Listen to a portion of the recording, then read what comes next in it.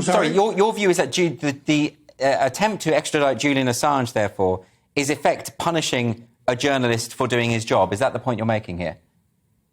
I'm saying that could very well be the case.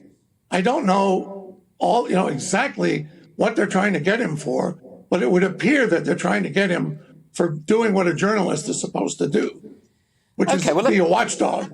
Now, unfortunately, journalism has kind of gone downhill in our country. Journalists no longer see themselves as a watchdog. Now they are,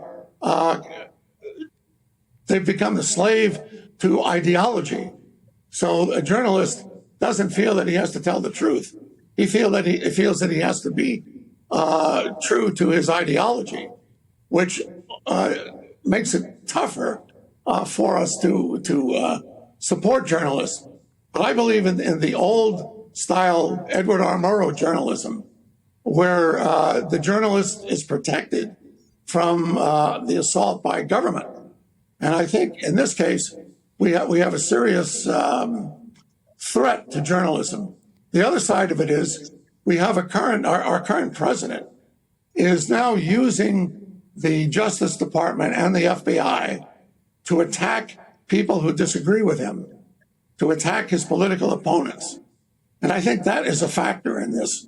Let's just expand on this a little bit, because I think the points that you're making here are about the ideological drift of the media, and I think we can all see that has been happening. But when it comes to Julian Assange specifically, I mean, let's look at the accusations here. The accusations are that he, in effect, put people's lives at risk by releasing information that was meant to be confidential. So is it not the case that we can draw a distinction between what you perceive to be the government's attacks on a free press and actually the integrity of the intelligence services? Well, see, that's the question. Who is it that put people at risk? Wasn't it Manning? Manning who put that information out there? He's the one that could arguably be called a traitor, let's say. But Assange is in the role of the journalist who is reporting what took place. And I think that's a very important distinction. Fraser, am I right in thinking that you think that this is actually at the heart of this, that this distinction between reporting on facts, publishing them in the capacity as a journalist, and leaking confidential information, that there has to be some kind of distinction between the two? I think that's absolutely right. I mean, we obviously would like to see probably more protection for whistleblowers, people like Bradley or Chelsea Manning.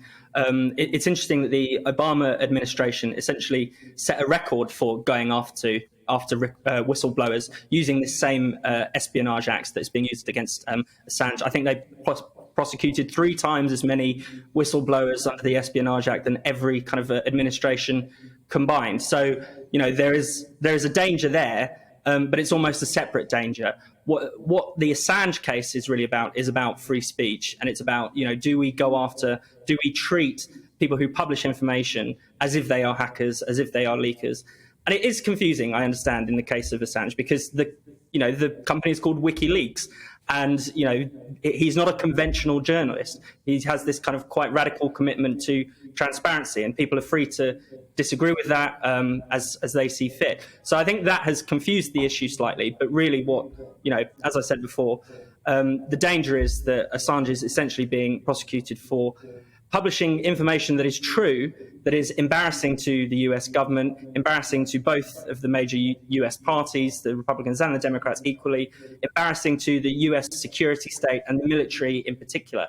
And I think there is a bit of a kind of, a sort of force field in mainstream journalism around those, around the security state.